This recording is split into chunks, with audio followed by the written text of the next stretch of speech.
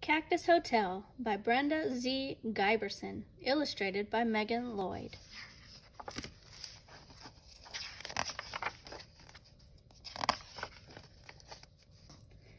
On a hot, dry day in the desert, a bright red fruit falls from a tall saguaro cactus. Plop! It splits apart on the sandy floor.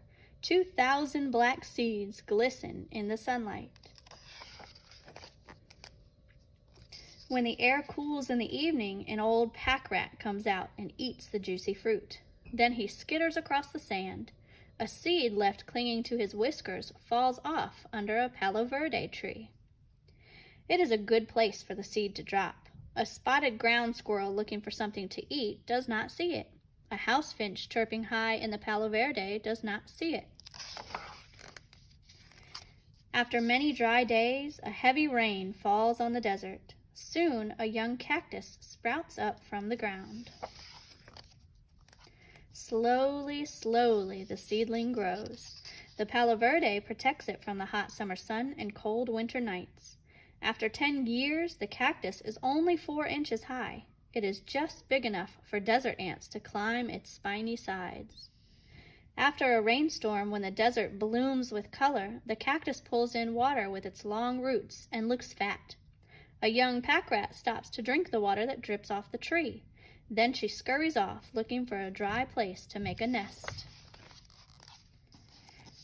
When there is no rain, the cactus uses up the water it has stored inside and looks thin. The palo verde loses its tiny leaves, but there is always some shade for the cactus below.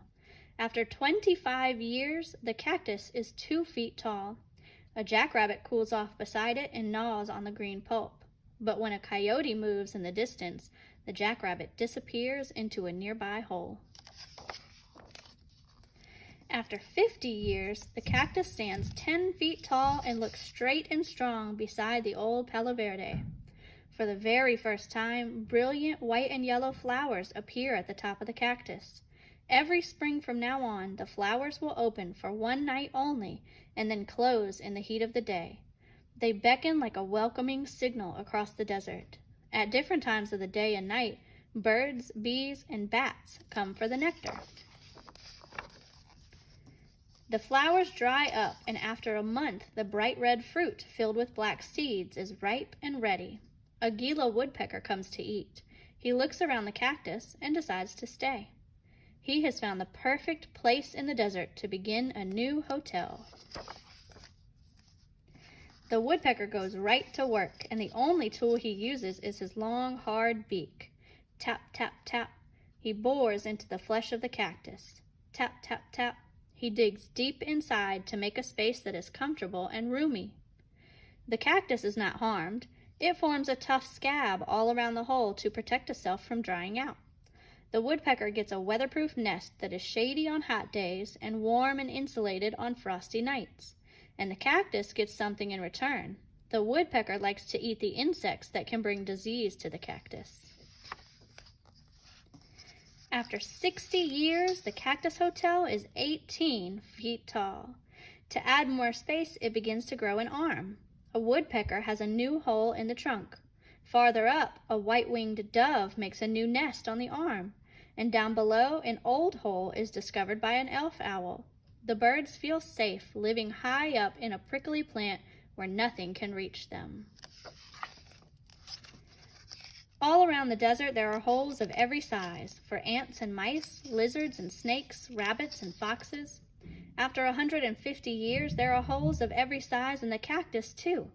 The giant plant has finally stopped growing. It is 50 feet tall with 7 long branches. It weighs 8 tons, about as much as 5 automobiles. Everybody wants to live in the Cactus Hotel. Birds lay eggs and pack rats raise their young.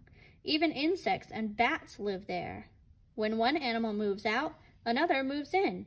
And every spring they come for a special treat of nectar and juicy red fruit. Finally, after 200 years, the old cactus sways in a gust of wind and falls with a thud to the sandy floor. Its great thorny arms crumble in the crash. The creatures that lived up high must find other homes. But those that prefer to live down low move right in. A millipede, a scorpion, and many ants and termites quickly find homes in the toppled hotel. After many months, all that remains are the wooden ribs that supported the cactus while it stood so tall. A collared lizard dashes over the top looking for insects. A ground snake huddles in the shade below. And all around there is a forest of cacti, slowly, slowly growing in the desert. Through hot and cold, wet and dry, some will survive long enough to become other cactus hotels. The end.